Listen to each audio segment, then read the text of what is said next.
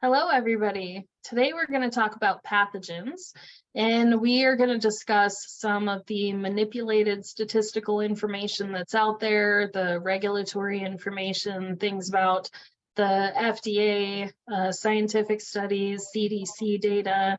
We're also going to talk about the food science associated with pathogens, how pathogens might develop just from the source, how you can control them or get them out of control just from farming practices, and just kind of see where this conversation goes. So we're going to do our best to cover as much as we can in as short of a time as possible, but this is a pretty big topic, so we'll do our best. Sorry if it goes a little bit long. So Roxanne, take it away. Well, I'll just give a little bit of a history lesson to everyone, because I think it's important for those who might not recall. Back in the day, a lot of us don't even. I graduated in '96 with my bachelor's and went into grad school then. So right around that time was the development of HACCP, so Hazard Analysis Critical Control Points. Okay, this was a program that was specifically put into place as a measure or a reaction to the 1993 incident that you may or may not have heard of, depending on your age. That happened actually in the Pacific Northwest with the Jack in the Box restaurants, where several people died, children, and many got sick. And the culprit in that particular foodborne illness outbreak was E. coli 015787, the one that's kind of become famous or infamous, I guess. So because of that incident, the USDA was commissioned to go back to the drawing board with manufacturers to kind of find the culprit, get to the bottom of it, and see what could be put in place to prevent that. And although I believe HACCP was a good thing, HACCP assurance to require manufacturers now to do that, to place critical control points in their processing and standard operating procedures to reduce the incidence of pathogens, I think it fell short, unfortunately, on getting to the true source of the problem. We often do that in our medical field as well as our food system. And what I mean by that is that 015787 is just one type of E. coli. Okay, there's a E. coli is Escherichia coli. It's the genus and species. There's a lot of different types of subcategories, or what they call serotypes of that type of organism. And I'll jump in really quick. Go ahead. And let everybody know that in the AFCO book, E. coli is actually listed in a couple spots as ingredients. So just to clarify, right, pathogens are always a bacteria, but not all bacteria are pathogenic. So pathogenic means that it's dangerous, it can cause illness or death. So there are only certain serovars that can cause death. Continue. Correct. Yeah. So because of that, and they're always evolving, and they genetically mutate and change. So they're always being taxonomically, renamed, or nomenclatures changed on that. So anyway, going back to the 015787, this was the first time that this one was really identified. And what it is it's a Shiga toxin producing E. coli, which means it produces a very severe toxin that can actually lead to kidney failure. And it's considered a very virulent strain. So virulent just meaning it's aggressive in its capability to cause disease. But going back to why was it there in the first place? So the USDA did an interesting study in 1998, I believe it was. And there were some further studies after that. But ultimately what they did was they did an experiment with grain-fed and grass or hay-fed cattle. Cattle are herbivores. Okay, they have a 4-chamber stomach. They're meant to their species appropriate diet is grasses and forage. Okay, that's what these animals are designed to eat. And so when we feed them grain products, especially processed grains, like we really do in this country, we heavily process the grains.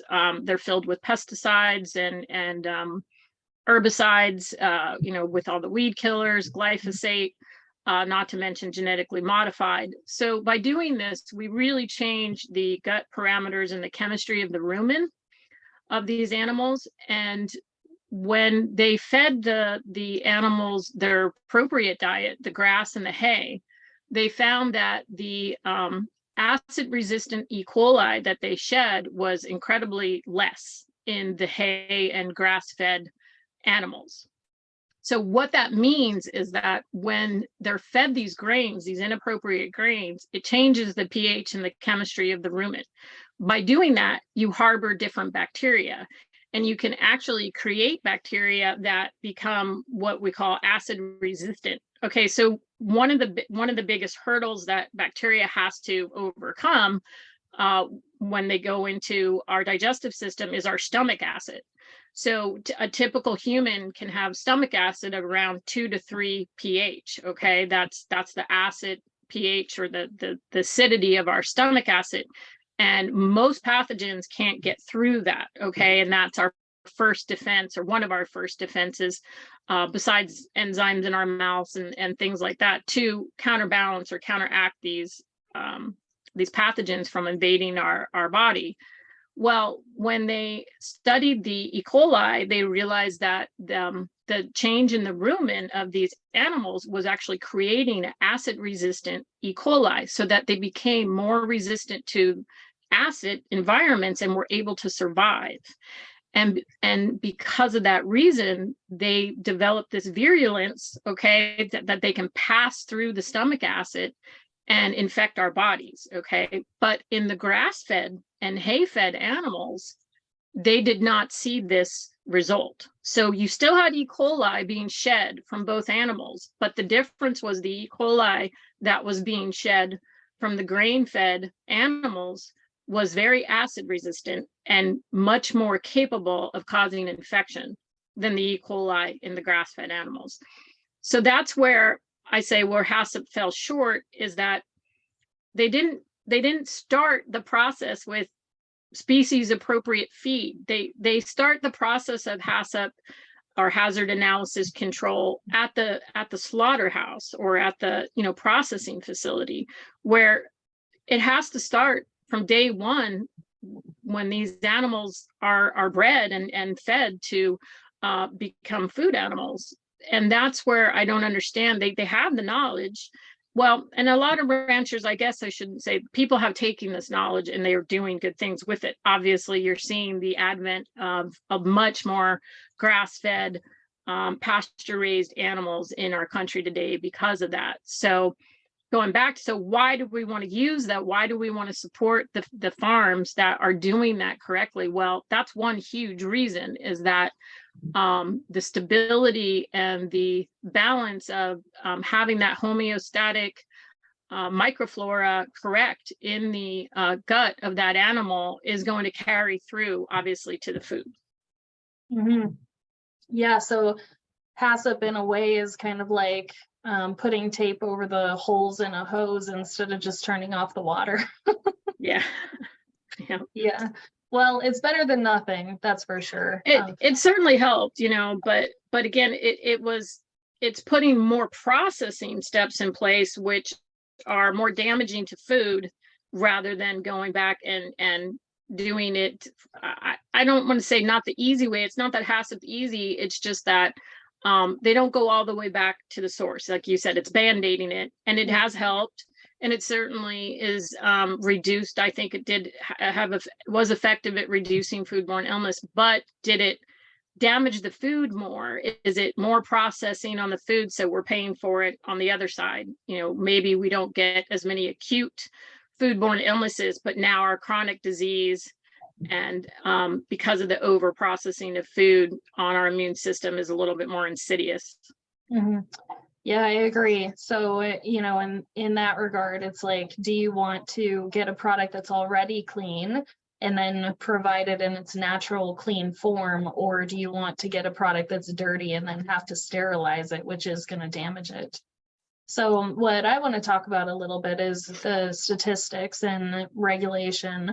So, the FDA website has quite a few statements against feeding raw foods. And if you really dig into the scientific articles that they reference and get down to the nitty-gritty of those things, you see a couple of really interesting things. So my favorite one to reference is a study where they took 16 dogs and they fed them chicken that was intentionally contaminated with salmonella. So they knew for sure that they were feeding the salmonella. They knew that there should be a likelihood that the dogs that consume that were going to be pooping that out. And they knew which serovar, like which pathogenic one was fed to these dogs. So the way that the FDA words it is 44% of dogs pooped out salmonella, which means that you have to have a concern where if you're picking up your pet's poop, then you might get infected with salmonella, you could get really sick, all these problems. If you just at the baseline, you flip that data, if 44% of them are pooping out salmonella, that means 56% of them are killing it in their gut, just naturally. And that's when you intentionally gave them a large load. The second point, if you dig down into that, is that none of them had any symptoms of illness, not a single one of them. The third point is they did serotype the salmonella that was being pooped out, and out of the 16 dogs, only one dog pooped out the same serovar that they consumed, which means that it's not necessarily the same thing that they ate that came out. As we know, bacteria is naturally occurring in feces. So to say that the one that was consumed is the same one that's pooped out when they actually proved the opposite, I mean, that's a very, very low percentage. I think that's 8% of the dogs pooped out the same thing. They neglected to concentrate on that in the study, or to really focus on that. They did get salmonella, but there was actually only one that really was able to identify that exact serovar. Yep, exactly. Yeah. So if you break it down into 1 out of 10, so in this case, what the FDA is saying is that 4 out of 10 dogs are going to poop out salmonella, which could be dangerous to you. So switch over to a different study that was not an FDA study, but it was some 8,000, I think 8,152 or something like that, dogs primarily consuming kibble, where they did rectal swabs on them to identify the number of them that were pooping out salmonella. And they found 3 out of 10 dogs eating high heat sterilized foods are pooping out salmonella, whereas 4 out of 10 that are consuming intentionally contaminated foods are pooping out salmonella. So is the risk legitimately that much higher, especially given what I just said? So that I think is really important for people to know. Yeah. I also think that it's really important for people to know the CDC data. So if you go on to, you can just Google CDC salmonella outbreak, and the way that it pops up, there's on the left side, it says the years, and you can click on the years. In 2007, there was a CDC regulated salmonella outbreak due to dry kibble pet food. So that instance, also there was one in 2012. And then there was another one that I'm not sure how it's not listed on the main page, but if you look up the CDC's morbidity and mortality report for 2008 and type in Mars pet food, you can see that there was a third instance in 2008. So the only 3 instances listed on the CDC website in history where humans got sick as a result of pathogenic contamination of pet foods was with kibble products. was in 26 different states. Over 100 people got sick. So, that I think makes it pretty interesting that the FDA is always recommending recalls and saying that products are really unsafe. Another one that's interesting, on FDA.gov, if you look up a recall on Honey Smacks cereal, breakfast cereal made for and marketed for children, there's a salmonella recall. And what I find interesting about that one is if you read the way that the FDA is suggesting that people deal with that, they basically are like, throw the box away or, get a return or whatever you want to do with it. But in no way are they saying, don't stop feeding your kids snack cereal. But then you go to a recall on raw pet food where there's 0 associated illnesses, 0 associated deaths. They did not actually quantify or serotype, so there's no scientific evidence proving that there's actually a legitimate concern. They don't know that that strain is pathogenic, and they don't know that it's in a load that's large enough to cause illness. But the suggestion is, don't feed raw food. It's too dangerous. Everybody's going to get sick. Your whole family is going to get sick. And the last thing for right now, there's one incidence where there was salmonella reading that was found in a raw pet food, and there was suggestion of the possibility that a family, including children, got sick from this raw pet food. However, there was no way for anybody to validate it because the turkey that was used in that product was the same turkey that was sold in the grocery store for human food consumption. So they couldn't prove that the pet food that caused the illness because the children had been intentionally fed that same source of meat. So it could have been an issue where the family just didn't sufficiently cook their own dinner or didn't clean their kitchen well enough after providing their own thing, regardless of the fact that they even owned a pet at all. Very good points. Yeah. And if our listeners want to, really dig into the science and Google some more things, just Google quantitative microbial risk analysis.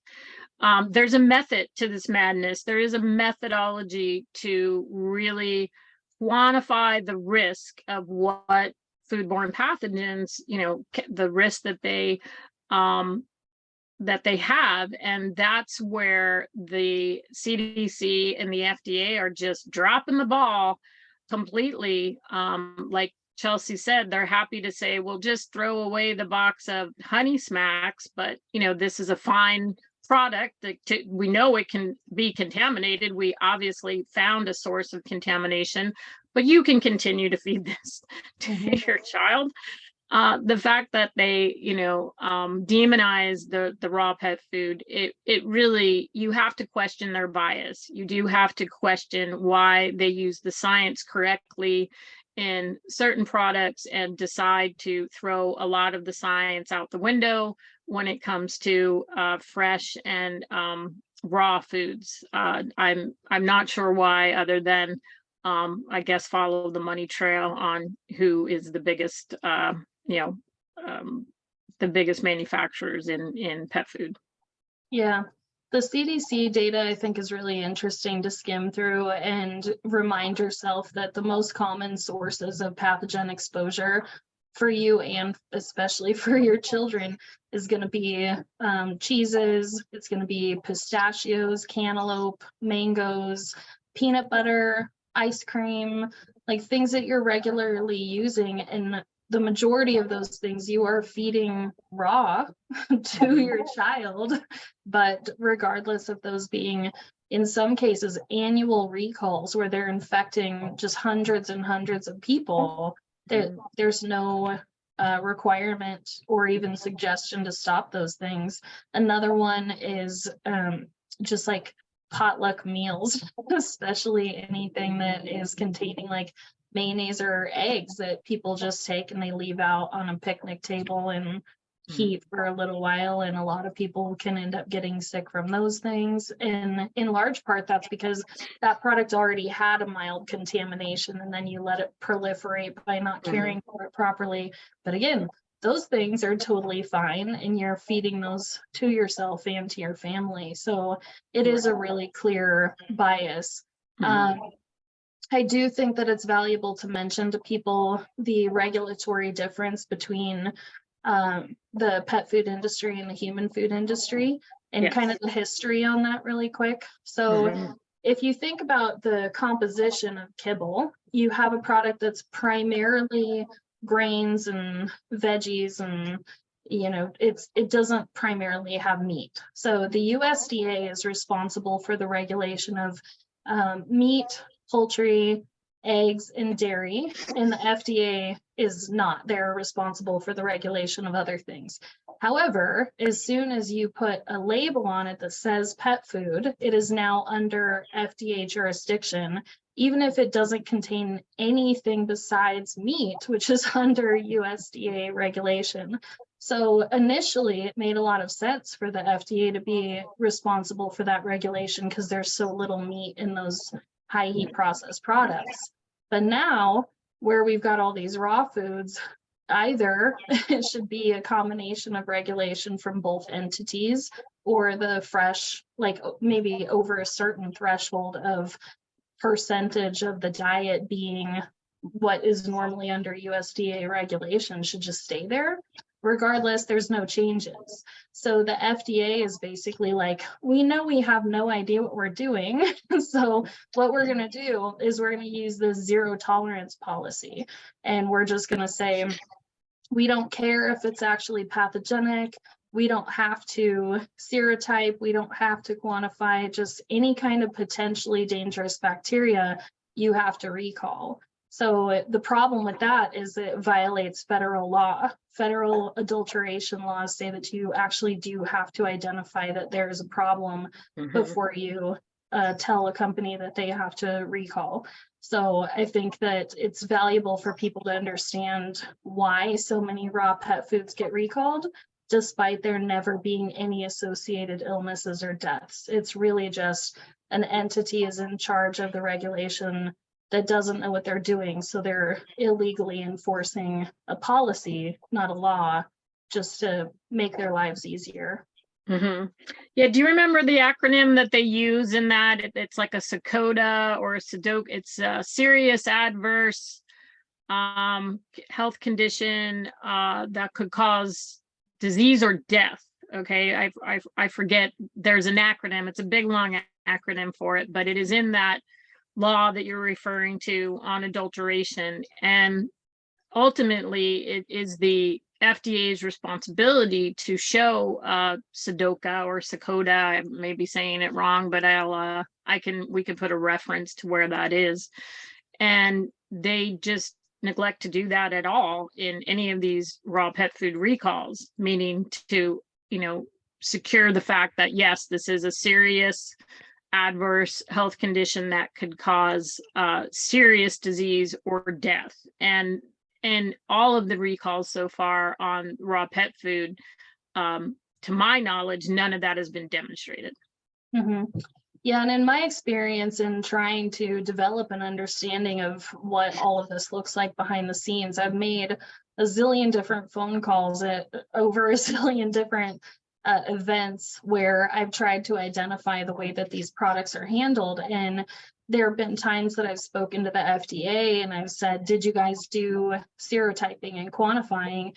And they're like, no, the state is the one who collects the sample. So the state would be responsible for doing that. So I'll call the state regarding that same sample and I ask them, they're like, we don't even have the ability to do that. We just give it to the FDA and they do it. And even on the information tracking, I've contacted the FDA and the CDC before regarding the information that they share.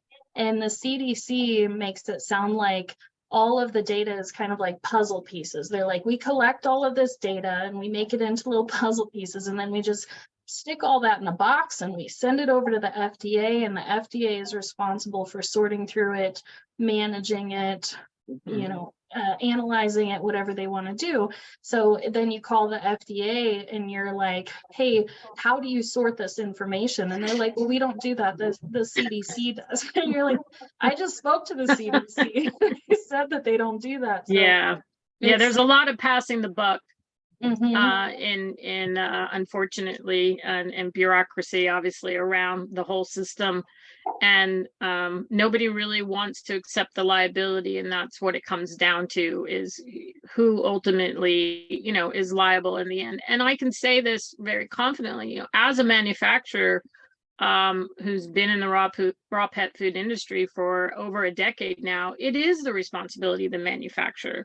No two ways about it. It is just like you go to a restaurant and you expect the chef in the kitchen to know hygiene, to know food handling procedures. All of the staff are required to have their restaurant food handler's card, that they know how to properly handle food. They know how to identify spoiled food. The same goes with the manufacturer. So it is ultimately the responsibility of the manufacturer to make sure that the food that you are serving your pet is safe. And it's a big responsibility. And there's a lot of different ways that you can approach that, and in using methods that are going to give you the safest food. But at the end of the day, there is no 100% guarantee on anything that you eat that comes out of, no matter where you get it or prepare it. You do the best that you can, obviously, doing the best intervention methods. But ultimately, the consumer at the end of the day makes the choice of what they feed themselves, their family, and their pets. And there is a shared responsibility, I think, in that respect, to educate yourself and to be an educated consumer, so you can make wise choices. You can make choices that will reduce the risk of illness, but benefit you and your family and your dog or cat nutritionally as much as possible. And that's a what's the word? That's a hard thing to navigate, and with all the information that's thrown at us sometimes. And so, but I'm just saying, as a manufacturer, ultimately, I'm not looking to rely on the FDA or the USDA to make my food safe. I, as a manufacturer, need to know what I'm doing to prepare food, have that knowledge, understand food, food chemistry and food microbiology, have enough understanding that we can safely put together a food with minimal processing. And so ultimately, at the end of the day, the liability does sit on us as the food prepper, whether we're in a restaurant or manufacturing the food or in our own kitchen. Mm-hmm.